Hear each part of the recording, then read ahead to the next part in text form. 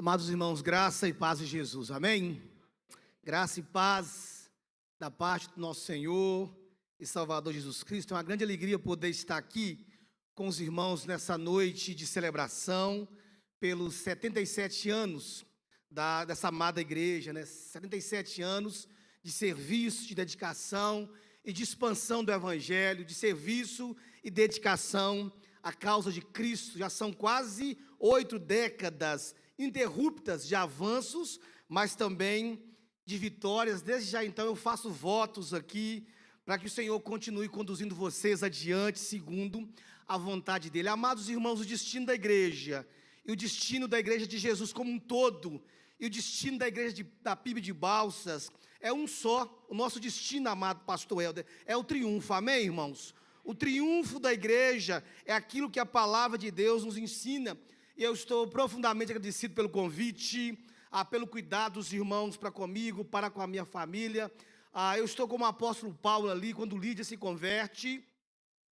E a Bíblia diz que Lídia, de forma muito insistente, constrangeu o apóstolo Paulo a ficar com ele.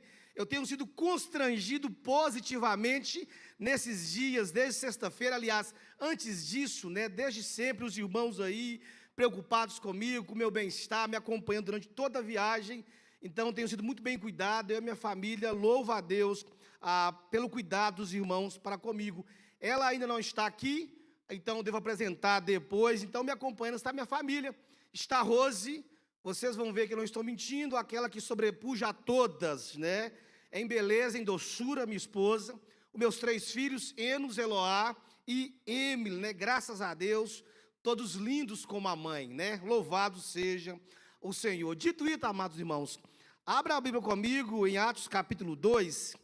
Nós iremos ler hoje do verso 41 ao verso 44. Eu vou pregar 2 mensagens em Atos 2, uma hoje à noite, a segunda amanhã pela manhã, e amanhã à noite eu vou pregar na parábola do grande banquete. Todas essas mensagens em voltas do tema igreja, ser e pertencer. O texto de Atos 2, a partir do verso 41 até o verso número 44, diz o seguinte: então os que aceitaram a palavra de Pedro foram batizados, havendo um acréscimo naquele dia de quase 3.000 pessoas, e perseveravam na doutrina dos apóstolos e na comunhão, no partir do pão e nas orações. Em cada alma havia temor, e muitos prodígios e sinais eram feitos por meio dos apóstolos. Todos que criam estavam juntos e tinham tudo em comum. Amém. E que o Senhor, por meio da sua palavra e do seu Espírito, ministre ao meu coração e à sua, a vontade dele nessa noite. Queridos irmãos e amigos que estão aqui nessa noite, a igreja de Jesus, ela é a coisa mais linda que já andou neste mundo. Ela é a coisa mais preciosa que já andou e ainda anda sobre a terra. Mas a igreja de Jesus não anda de qualquer jeito. A caminhada de Jesus, desde sempre, ela foi, ela é e ela sempre será uma caminhada de natureza vitoriosa. Quando o mundo olha para a igreja, o mundo aponta os defeitos da igreja. Quando Satanás olha para a igreja, Satanás vê um alvo a ser atacado. Mas quando Jesus, na eternidade, olhou para a igreja, na eternidade, Jesus amou a igreja de uma forma profunda, de uma forma misteriosa. Então é por isso que eu digo que a igreja ela é o que há de mais precioso neste mundo, porque nenhuma outra coisa foi motivo suficiente, nenhuma outra coisa foi forte o suficiente para fazer com que Deus, na pessoa de Jesus Cristo, viesse até nós, para fazer com que Deus, na pessoa de Jesus Cristo, viesse até este mundo e morresse numa cruz para redimir a sua igreja. Eu não sei para você, mas para Jesus a igreja é preciosa. Para Jesus, a igreja é a noiva dele, e é por causa da noiva dele que Jesus há de voltar a este mundo. O assunto da mensagem dessa noite é isso. Vamos meditar sobre igreja, vamos falar sobre a natureza da igreja, vamos falar sobre a caminhada diária e rotineira desse povo que é chamado família de Deus. desse povo que é chamado, aqueles que foram redimidos pelo Senhor. Vamos pensar um pouquinho sobre a natureza do seu povo escolhido, aquele povo que foi escolhido para cumprir os seus propósitos, para cumprir os seus desígnios aqui neste mundo. Enquanto nós pensamos então no tema proposto pelos irmãos desse ano, igreja, ser e pertencer, nós entendemos, irmãos, que igreja não é um lugar só para frequentar. Nós aprendemos que igreja é uma família de fé ao qual nós somos chamados para pertencer. No início do livro de Atos, nós vemos como a igreja cresceu, nós vemos como a igreja se estruturou, e nós vemos como a igreja viveu de forma simples, mas de forma poderosa. O texto que nós iremos meditar nessa noite, ele mostra características, ou algumas características que toda igreja verdadeira deve ter, e que nós, como parte dela, também devemos vivenciar e experimentar no nosso dia a dia. Hoje eu quero meditar com os irmãos apenas 3 marcas da igreja que nos ajudará a entender o que significa ser e pertencer ao corpo de Cristo, à igreja. Os versículos que nós acabamos de ler, versículos conhecidos de todo crente. Atos 2 é aquilo que todo mundo sabe quase que de cor e salteado. Não é um texto novo, não é um texto inédito, não é um texto do qual os irmãos talvez nunca tenham ouvido uma mensagem antes. Mas o versículo que nós lemos, amados irmãos, nos conta o que aconteceu após o evento chamado derramamento do Espírito Santo. Em cumprimento da profecia de Joel, no capítulo 2. Joel havia prometido há séculos atrás, e depois, séculos depois, esse acontecimento veio, o Espírito de Deus é derramado sobre a igreja e para a maioria das pessoas. Ali foi dado o pontapé inicial daquilo que nós conhecemos hoje como igreja.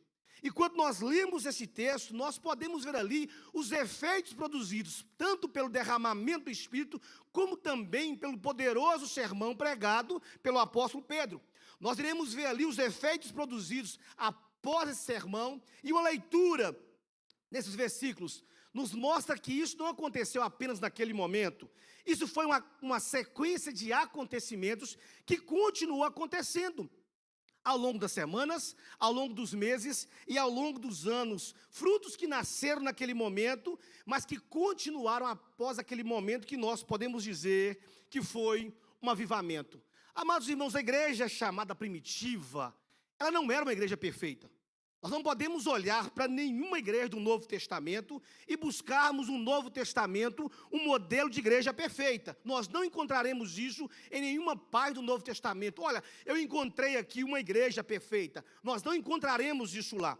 Basta olharmos para as cartas do Novo Testamento e nós iremos nos deparar com essa grande verdade. Mas quando eu olho para o que estava acontecendo aqui, especificamente nessa igreja de Atos, eu percebo que esse é o modelo de igreja que Deus deseja que nós sejamos.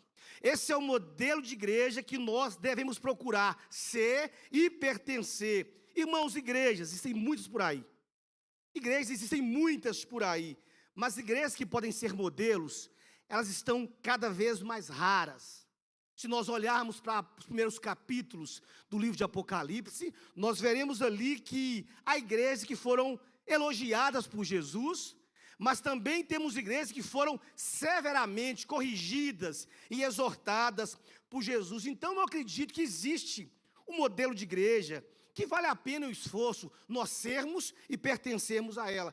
E o meu desejo nessa noite, irmãos, é expor para os irmãos o texto bíblico, mostrar para os irmãos as características dessa igreja que traz alegria ao coração de Deus, dessa igreja que agrada o ser de Deus, e logicamente quais foram os frutos visíveis dessa igreja que nasceu naquele tempo, e que isso gera no meu coração, no seu coração, uma reflexão, nossa condição de como membros da igreja de Jesus. Em primeiro lugar, eu quero compartilhar com os irmãos que a igreja que nós queremos ser e pertencer é uma igreja que cresce por meio da pregação fiel da palavra de Deus. Essa é a primeira verdade. É uma igreja que cresce por meio da pregação fiel da palavra de Deus, e o verso 41 nos mostra isso. Eu sou um apaixonado. Não se preocupe em me ver transpirando, porque Eu transpiro de forma anormal, então não é calor, é porque isso aqui é normal mesmo. Gente, eu passo com calor, não, isso aqui é normal, pode ficar tranquilo. Vocês irão me ver transpirar até enjoarem aí. Fiquem tranquilos quanto a isso, o povo fica preocupado. Mas, amados irmãos, eu sou um apaixonado, eu sou entusiasta e eu sou um estudioso dos movimentos de crescimento da igreja ao longo da história. Eu sou um curioso daquilo que Deus fez, daquilo que Deus está fazendo em muitos lugares do mundo. E ao ler sobre igrejas em toda a parte do mundo, eu descobri uma coisa que não é segredo. Deus quer que a sua igreja cresça. E ninguém pode dizer o contrário disso. Jesus disse, olha, eu escolhi vocês para que deem frutos, e fruto que permaneça. O Senhor quer que a sua igreja cresça. E nós temos a grande conclusão de que a igreja, como sendo um organismo vivo, todo organismo vivo, saudável, ele cresce. Se eu não me engano, na África, há uma raça de pessoas chamadas, ou tipo de pessoas chamadas pigmeus. Eles não crescem. No Brasil, chamamos de anões. Eles têm um fator limitante genético que não os permite crescer. É aquilo ali. Meu filho está com 10 anos de idade. Ele está na idade que ele, no tamanho que a idade dele pede para ser. Agora, se o meu filho tivesse com 10 anos de idade, e ele não estivesse andando ainda, ele não estivesse falando ainda, e ele estivesse com uma altura anormal, eu com certeza teria levado ele no médico para dizer, olha, o que está acontecendo com meu filho? Ele tem 10 anos, ele não fala, ele não anda, ele não consegue fazer coisas básicas de alguém que tem 10 anos de idade. Nós acharíamos anormal, mas há pessoas que não acham anormal uma igreja não crescer. Organismo vivo, amados irmãos, ele cresce, ele desenvolve, como um bom batista, que eu sempre fui, desde a minha adolescência. Fui convertido ao Senhor aos meus 15 anos de idade, né? Eu tive que conviver com uma triste declaração e com uma estranha oração que ainda acontece no nosso meio. Ao meu ver, essa declaração e essa oração, ela é no mínimo equivocada. Se você é batista, talvez você já ouviu essa declaração. Eu estava em alguns lugares e de repente nós ouvimos orações feitas por pessoas sinceras, feitas por homens de Deus e mulheres de Deus sinceros. Eles diziam o seguinte, meus irmãos, nós não estamos procurando qualidade, e sim quantidade. Aliás, ao contrário, nós estamos procurando a quantidade, mas qualidade. Eu ouvia isso desde meus 15 anos de idade. Não estamos procurando quantidade, e sim qualidade. Eu ouvia isso e ficava às vezes assim. De vez em quando algum irmão sincero, tentando justificar a inoperância da igreja, tentando justificar a falta de avanço da igreja, tentando justificar os cultos vazios e mórbidos, dizia em suas orações. E eu ouvi essa oração há 15 dias atrás, quando fui convidado para estar no aniversário de uma igreja. Estávamos lá. E o pastor olhou, tinha pouca gente no aniversário da igreja. Ele disse, eu tenho que fazer uma oração aqui para justificar.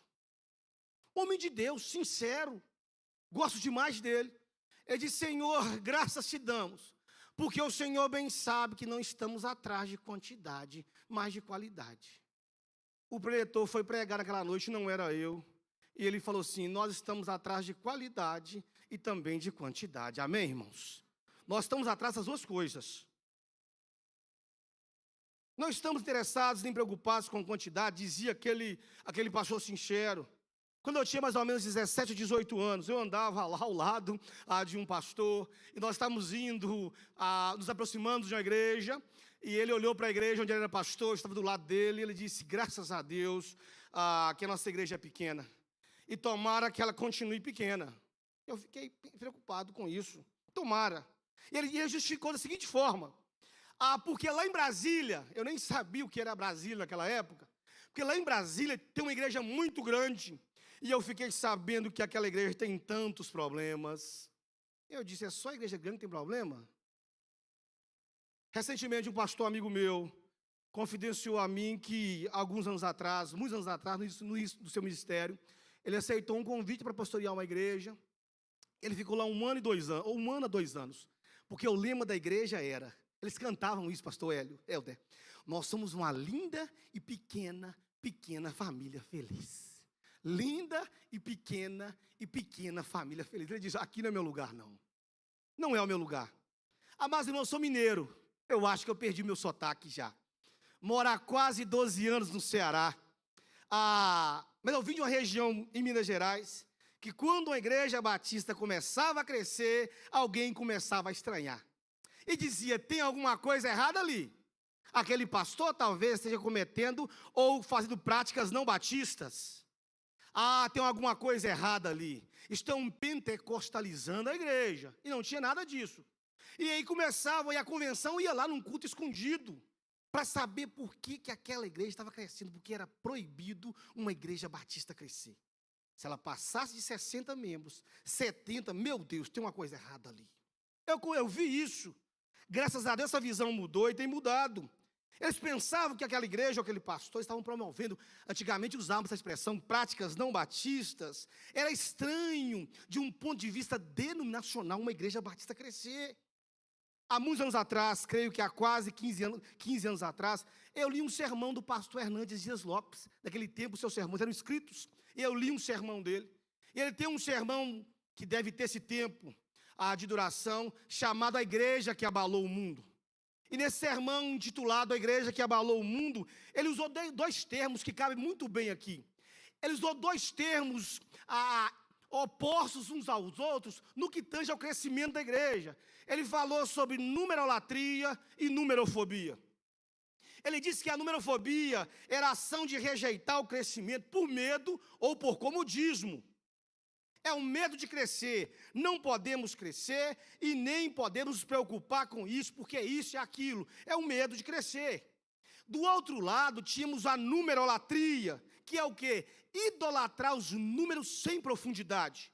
É o crescimento a todo custo, sem freio, sem regras, por meio do pragmatismo, que é isso. Não importa se é certo ou se é bíblico. Se está dando certo é porque é certo. Não é isso, irmãos.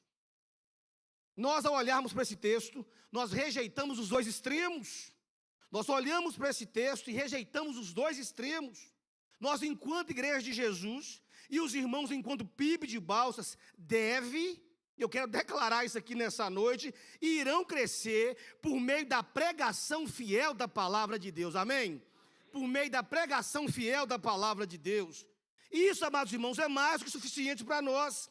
Se os irmãos em casa tiverem a curiosidade, podem ler os versículos anteriores do verso 41 e vão ver que a multidão, após o derramamento do Espírito, a multidão estava desorientada. A multidão estava assustada com o que estava acontecendo ali. Pedro, percebendo aquele movimento, ministrou a palavra, pregou com um claro conhecimento de que ali estava acontecendo o cumprimento da profecia. Ele pregou um sermão poderoso, e o resultado da pregação da palavra de Deus, o resultado da pregação fiel da palavra de Deus, foi a conversão de milhares de pessoas, sem oba-oba, sem marketing humano, sem pragmatismo, apenas a pura e preciosa palavra de Deus, mensagem cristocêntrica, por meio da ação e da operosidade do Espírito de Deus, a igreja cresceu como nunca, nunca. Amados irmãos, da PIB de Balsas, nunca abram mão disso. Cresçam, mas cresçam enraizados na palavra de Deus. Cresçam, mas cresçam anunciando Cristo e unicamente Cristo, porque aí sim nós teremos crescimento em quantidade e aí sim nós teremos crescimento em qualidade. Essa sempre foi a essência verdadeira daquilo que nós chamamos de crescimento saudável. Há um bom tempo atrás, eu converso com o pastor Helder, irmãos, todo dia. Todo santo dia. Se tiver um dia que ele não mandar uma mensagem para mim, eu mando para ele. Quero saber o que está acontecendo. Não mandou uma mensagem para mim hoje ainda. Nós conversamos todos os dias, isso há muitos anos, né? Alguns irmãos aqui não me conhecem, mas eu conheço vocês só pelas redes sociais. Os irmãos que cantam no louvor, os irmãos que dirigem. Falei assim, pastor Helder, o seu vice-presidente gosta de cantar um hino cantor cristão, né? Porque ele está aqui cantando. Eu conheço muitos irmãos que a câmera mostra, eu fico acompanhando lá, a 1000 e poucos quilômetros daqui, acompanhando os irmãos. Então, alguns irmãos estão até familiarizados com a imagem de vocês já. Mas o pastor Helder me perguntou, há algum tempo atrás, eu me recordo, acho que antes de ir para Balsas um pouco, ele disse, pastor Rodrigo, no seu ponto de vista, quais são os fatores determinantes para o crescimento da igreja que você pastoreia? E eu disse para ele alguns, eu me lembro de pelo menos 4. Eu disse para ele, primeiro, Primeiro, graça e bondade de Deus. Porque no fim das contas, amados irmãos, é sempre um mover soberano de Deus que promove o crescimento da igreja. Eu disse para ele. Segundo lugar, púlpito forte. Um homem de Deus do passado disse certa vez que o púlpito é o trono de onde Deus governa o seu povo. Ele disse isso. Terceiro lugar, pequenos grupos com ênfase voltada para o evangelismo. Pequenos grupos com ênfase voltada para o evangelismo. Em quarto lugar, cultos e celebrações alegres e vivos. A igreja que queremos ser e pertencer, amados irmãos, e permanecer, é uma igreja que cresce por meio da pregação fiel da palavra de Deus. A segunda verdade, em segundo lugar, a igreja que queremos ser e pertencer, é uma igreja que pratica o tripé da sobrevivência espiritual. É uma igreja que pratica o tripé da sobrevivência espiritual. Doutrina, comunhão e oração. Nenhum crente sobrevive sem esse tripé. Aliás, se uma pessoa ignora esses três elementos, ela não consegue desenvolver uma vida saudável, uma vida cristã saudável. Aliás, eu duvido se alguém consegue sequer ser cristão na sua essência e de forma verdadeira, se ela não pratica o tripé da sobrevivência espiritual. Irmão, se a igreja é, e nós cremos que é, se a igreja é o ajuntamento dos crentes em Jesus, então nós, enquanto igreja, precisamos praticar isso, doutrina, comunhão e oração. Por muito tempo, ficamos confundidos com essa questão de doutrina. Eu vim de uma realidade onde algumas denominações diziam, olha, na igreja batista não tem doutrina. Não sabendo eles que nós somos uma das igrejas mais bem embasadas doutrinariamente. Porque as pessoas durante muito tempo confundiram doutrina com usos e costumes. Irmãos, é muito simples entendermos isso. As pessoas ficaram confusas quanto à questão de doutrina. A palavra doutrina, amados irmãos, tem a sua essência pura no significado chamado ensino.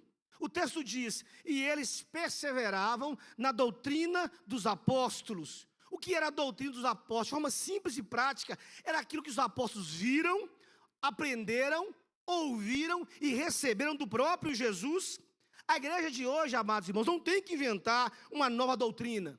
Nós apenas precisamos fazer e dizer aquilo que João e os demais apóstolos disseram certa vez, quando disseram para eles, olha, eu peço a vocês que não falem mais nada e não ensinem mais nada em nome de Cristo. Eles disseram, olha, porque nós não podemos deixar de falar daquilo que nós temos visto e daquilo que nós temos ouvido. Isto é a doutrina dos apóstolos, irmãos. As nossas igrejas podem muito bem se alegrar.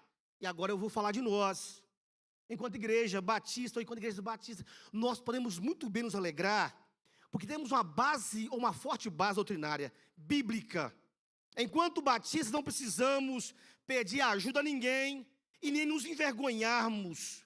Mas tenho aprendido que a melhor doutrina não é a declaração doutrinária que nós temos. A melhor doutrina não é a que está no papel ou nas revistas da escola bíblica dominical.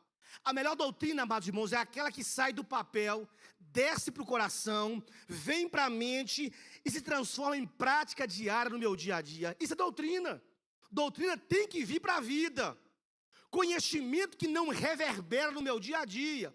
Conhecimento bíblico, doutrinário, teológico, apologético, que não reverbera na minha situação com a minha esposa, na minha condição de pai, na minha condição de funcionário, na minha condição de empreendedor, na minha condição de vizinho, na minha condição de cidadão de uma cidade, ela não vale um centavo. Se a doutrina não reverbera no meu dia a dia e na minha vida, olha, eu sou membro de uma igreja que tem uma doutrina muito boa, e aí? Que doutrina vocês têm lá?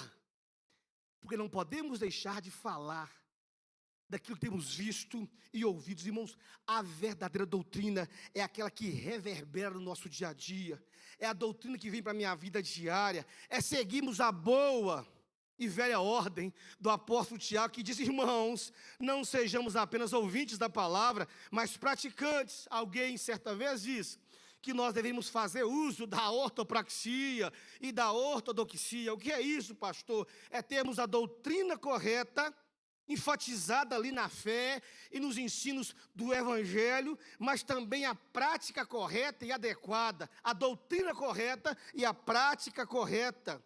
De forma mais simples, irmãos, é termos a doutrina correta e praticarmos seus ensinamentos em nossas rotinas. A outra parte do tripé, primeira parte, doutrina. Eu estou aprendendo a palavra de Deus, eu não estou apenas engordando teologicamente, eu não estou apenas engordando com conhecimento bíblico. Eu conheço a Bíblia, eu conheço a Bíblia, eu conheço a Bíblia, e daí? Em conhecer a Bíblia é muito importante, mas isso tem se transformado em prática, doutrina. Segundo, da parte do tripé aqui, é a comunhão. Alguém já ouviu por aí? A igreja sou eu? A igreja sou eu. Alguém disse por aí.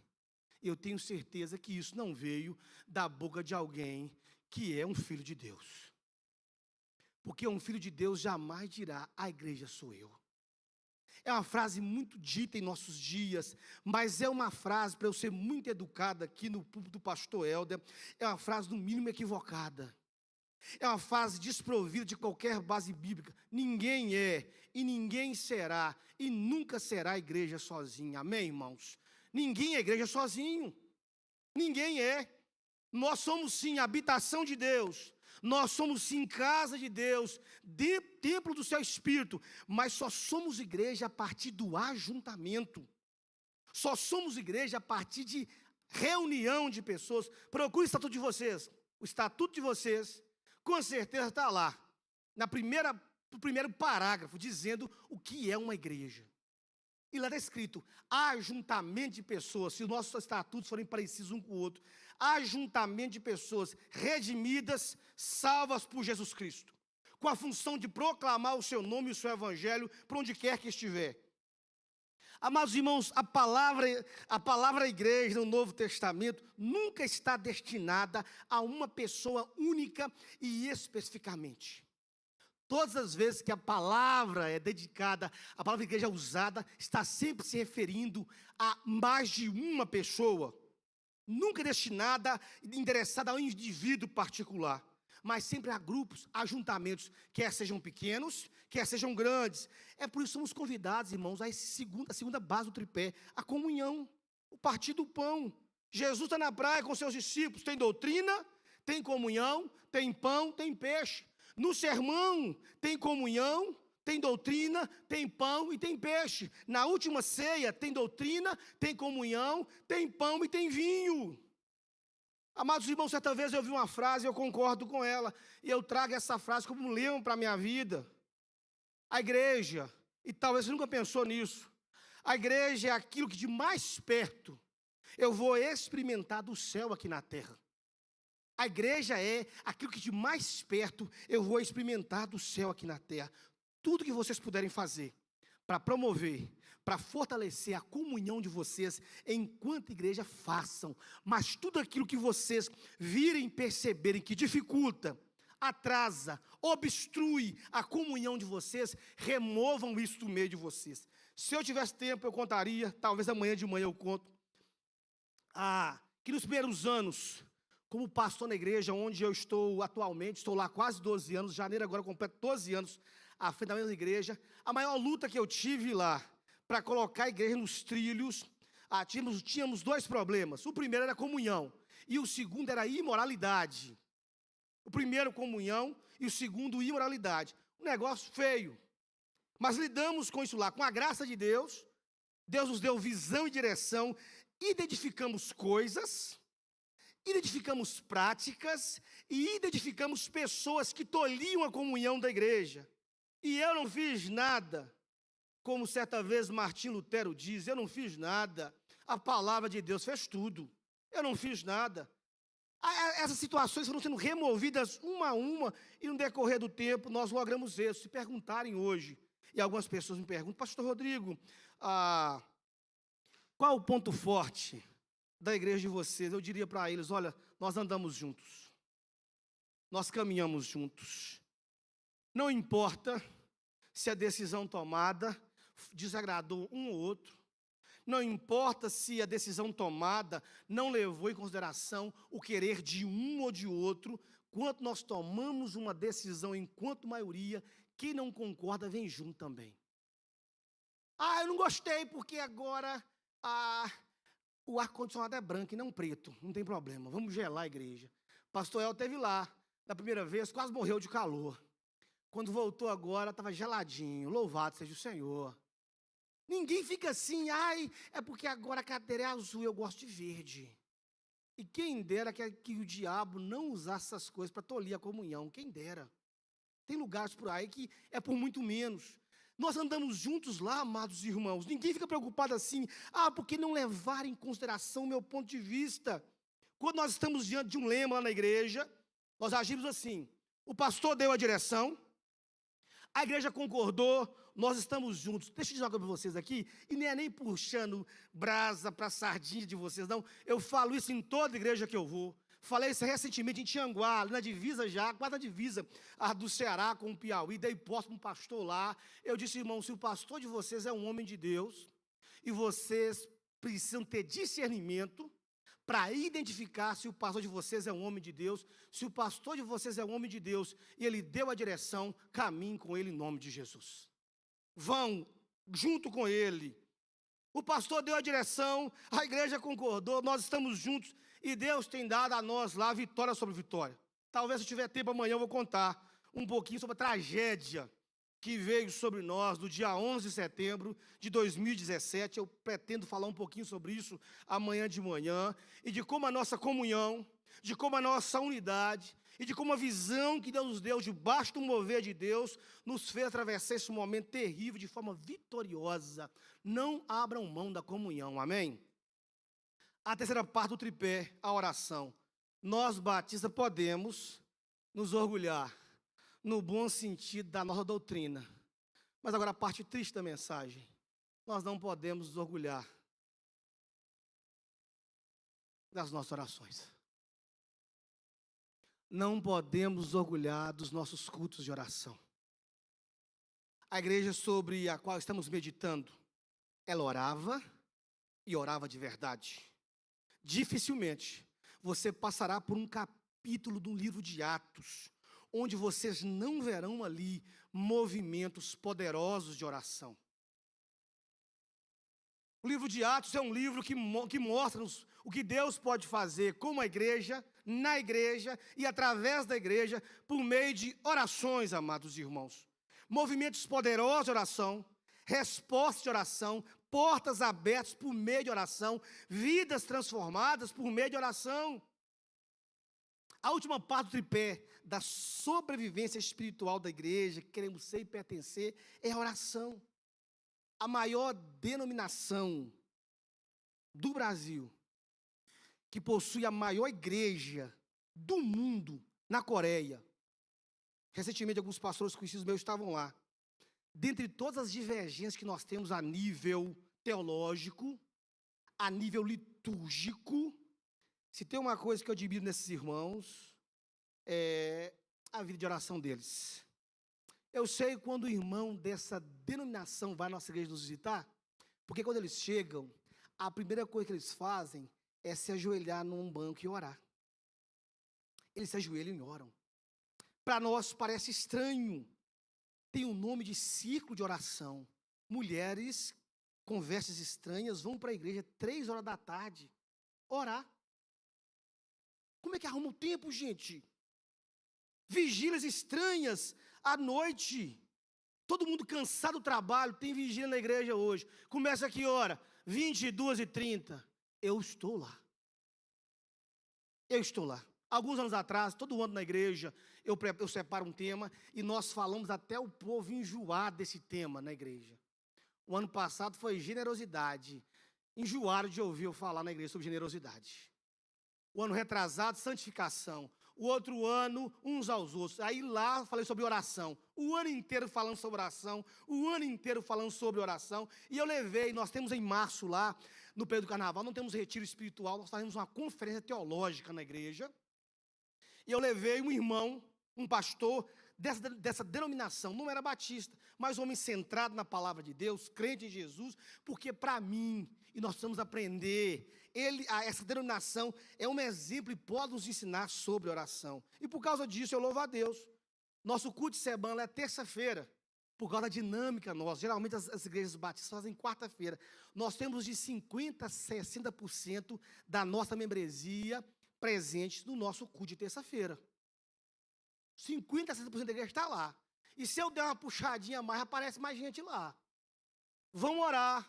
Tem o que lá, pastor? Um culto de oração normal, como em todas as igrejas batistas. Todas as igrejas batistas, toda última terça-feira eu faço uma vigília de oração. Que hora, pastor? Na hora do culto. De que hora? De 19 às 20h30. Ou de 19, quando eu empolgo um pouquinho mais, às 21. O que você faz lá? Eu não prego. Toda última terça-feira, nós nos reunimos, separamos 5 momentos de oração, 5 cânticos e 5 textos bíblicos. Os irmãos vêm, eu leio um texto, faço um comentário de 1 minuto, separo os irmãos de oração, os irmãos oram, depois vêm e cantam um cântico. Quando assusto que não, acabou o momento do culto, passou 1h30, 2 horas, toda a última terça-feira, estamos lá fazendo isso. Culto de oração normal, oração batista, todo mundo silencioso. Quando começa a ficar barulhento demais, eu digo, irmãos, tomara que esse barulho seja fervor e não seja conversa, né? O nosso áudio não é, o nosso acústica não é tão boa. Encontrei o Leonardo ali, talvez vai lá curar o problema de acústica na igreja. E quando começa a zoada, fica zoada demais. Eu digo, pronto, agora virou um culto pentecostal, né? Aí eu subo no púlpito e peço, irmãos, vamos acalmar um pouquinho aí, né? Oração toda de terça-feira. Amados irmãos, PIB de Balsas, é impossível, presta atenção. Isso aqui é clichê, né? Nós sabemos disso. É impossível vocês não melhorarem em todas as áreas se vocês levarem a sério a oração e o culto de oração. Mesmo que a curto prazo, vocês não vejam nada, Deus está ouvindo e Deus está trabalhando, amém? Começamos esse movimento de oração nas terças-feiras de forma obrigatória. Como assim, pastor? Comigo funciona assim.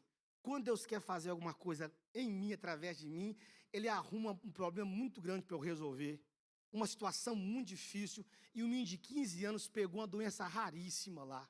Ficou 72 dias na UTI, entre a vida e a morte. Eu estava em Braslândia, nos apoiou financeiramente lá de Braslândia. Muitos gastos com ele. E nós começamos movimentos de oração na igreja, pela vida dele. O povo foi para madrugada orar, e nós começamos a fazer vigília nos cultos de terça-feira. O movimento chegou, ficou e nunca mais passou, e Deus tem dado graça na nossa igreja por causa disso.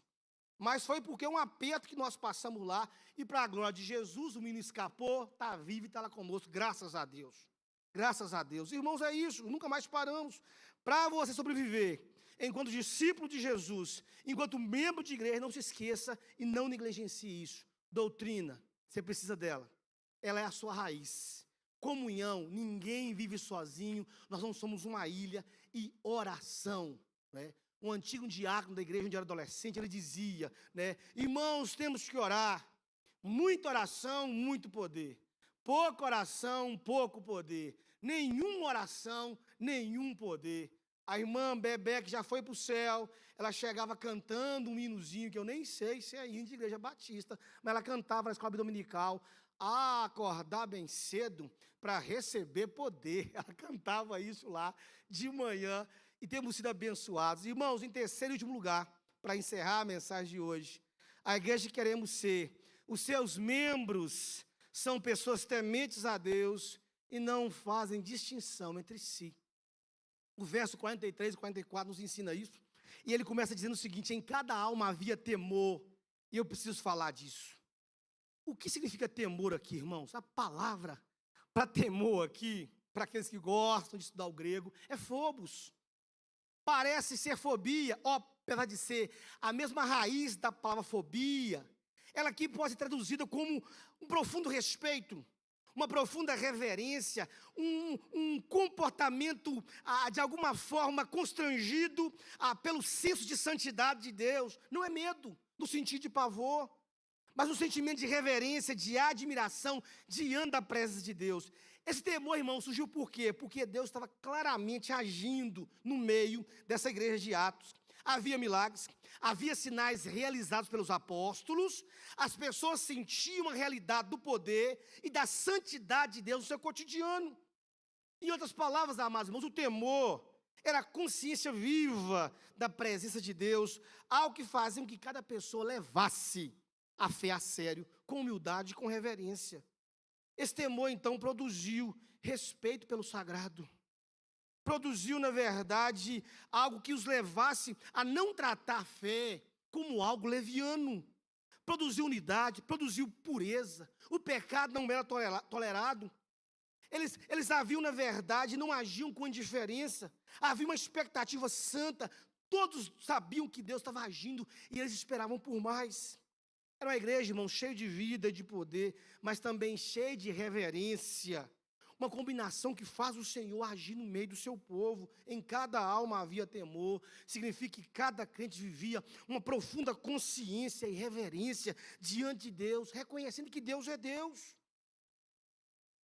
Esse temor, amados irmãos, o texto nos mostra isso, mantinha aquele povo assim, gente, Deus está no nosso meio. Eles preparavam o coração deles para ver Deus agir. Amados irmãos, a pior coisa que pode acontecer a uma igreja, e quem dera que isso não acontecesse por aí, a pior coisa que pode acontecer a uma igreja, ela perder o temor de Deus. E sabe quando é que isso acontece? Quando isso aqui se torna algo normal para nós. Eu estou indo na igreja, irmãos, todos os cultos que eu vou, e eu vim aqui, estarei com os irmãos esses dias dessa forma, eu venho para um culto com uma santa expectativa do meu coração. De Deus falar alguma coisa comigo, de Deus de alguma forma poder me usar, de Deus fazer alguma coisa que transforme a vida de alguém, porque um dia 23 de junho, eu estava sentado no último banco de uma igreja, e um pastor simples, com pouquíssimo estudo, Deus usou a boca dele e alcançou um menino de 15 anos lá no fundo da igreja. Depois desse dia, nunca mais eu entrei numa igreja sem expectativa de que Deus podia fazer alguma coisa. Sem expectativa de que Deus podia fazer alguma coisa. Como diz o apóstolo Paulo, ainda que por meio de vasos de barro, porque a excelência do poder é sempre dele, não nossa. Sempre dele. Mas tem gente que isso aqui se torna normal para ele.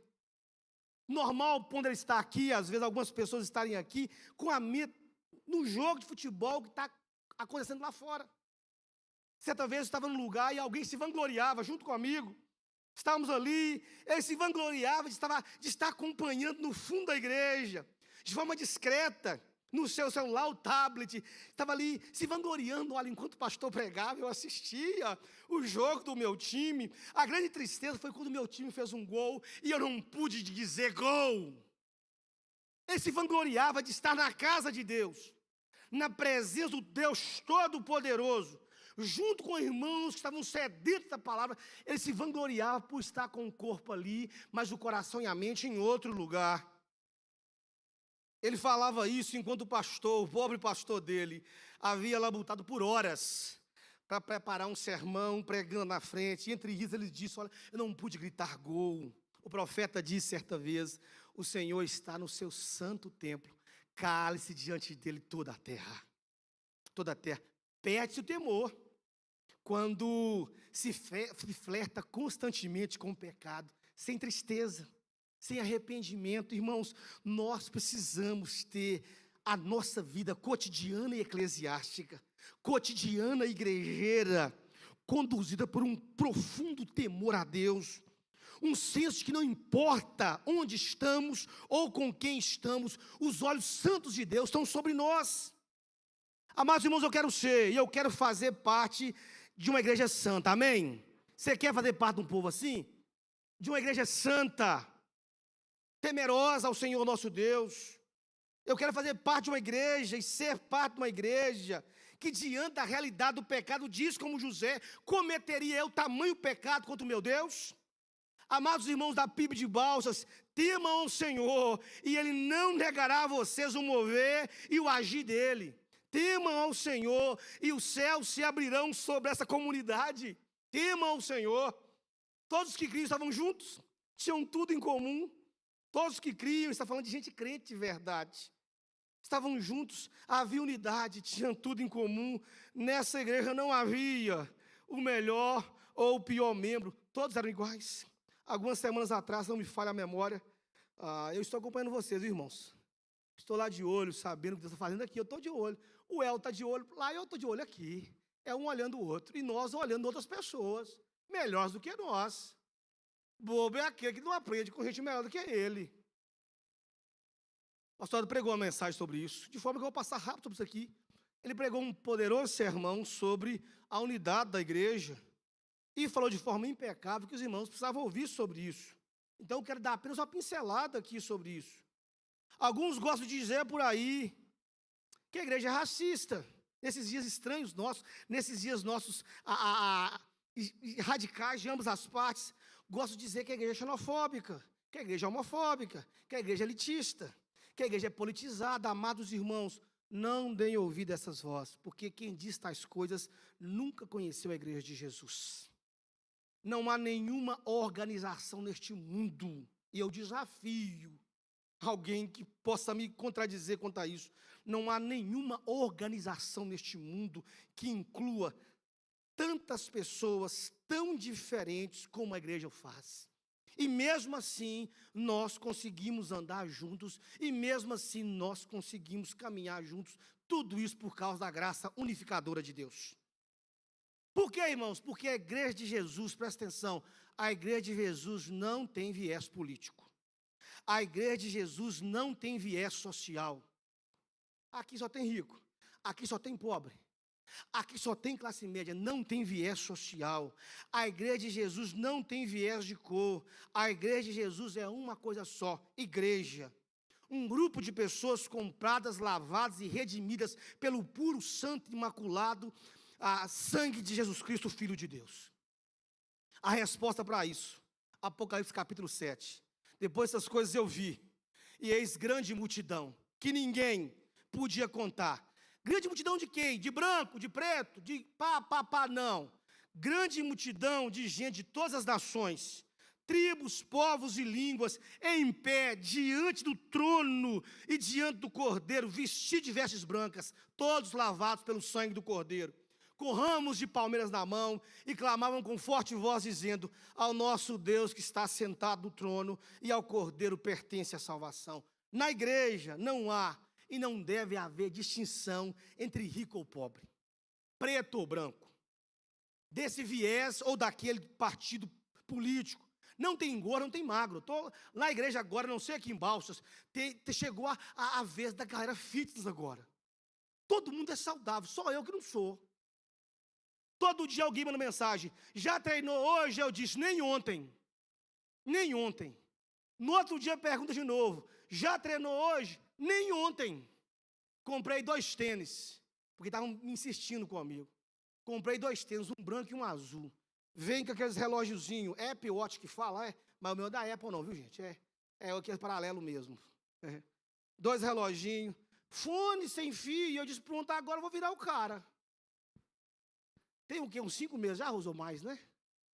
Que eu acordo todo dia, os tênis olham para minha cara e dizem: é hoje. Eu digo: não é não. Não é hoje. Não é hoje, não é hoje. E tá lá os tênis, já usei num monte de lugar, mesmo para correr. Na igreja não tem, porque aqui a galera é fitness. Aqui o povo é gordo. Não tem o normal ou o especial. Minha esposa, fantástica no trabalho com crianças. Começamos a igreja o trabalho alguns 2, 3 anos atrás, inclusão, com nossas crianças que têm algum tipo de necessidade especial, estão lá participando na igreja, a coisa é maravilhosa. Não tem isso não, irmãos. Igreja é para todo tipo de gente, amém? Para todo tipo de gente. Todo tipo de gente, independente de quem seja. Ao chegar aqui e encontrarem-se com Cristo, elas se tornam novas criaturas em Cristo Jesus. Quero concluir dizendo que a igreja, irmãos, ela é una. A igreja é uma. A oração de Jesus tem sido e continuará sendo respondida. Que oração é essa? João capítulo 17. Não rogo somente por esses, mas também por aqueles que vierem a crer em mim, por meio da palavra que eles falarem, a fim de que todos sejam um. E como tu, ó Pai, está entre mim e eu em ti, também eles estejam em nós, para que o mundo creia que tu me enviastes. Eles transmiti a glória que me deste, para que sejam um, como nós o somos, eu neles e tu em mim, a fim de que sejam aperfeiçoados na unidade, para que o mundo conheça que tu me enviastes e o amastes, como também amastes a mim. Eu quero ser, e eu quero pertencer a uma igreja que não faz distinção de um membro para o outro, pois somos filhos do mesmo Pai, selados com o mesmo Espírito, cujos pecados foram perdoados pelo mesmo Cristo, creiam do mesmo modo, permaneçam juntos e lancem fora as diferenças. Entre nós não há melhores ou piores, somente filhos de Deus. Amém? Que eu e você, e todos nós, nos esforcemos, por meio do agir da graça de Deus, para sermos e pertencermos a essa igreja, uma igreja que cresce pela pregação fiel da palavra de Deus, uma igreja que pratica o tripé da sobrevivência espiritual. Esta igreja está cheia do temor de Deus e toda a membresia está unida e caminhando junto. Neste lugar, Deus se move. Neste lugar, Deus age. Neste lugar, nós podemos ver o poder de Deus. Amém? Esse é o povo de Deus. Você pode ficar de pé no seu lugar? Os irmãos da música vão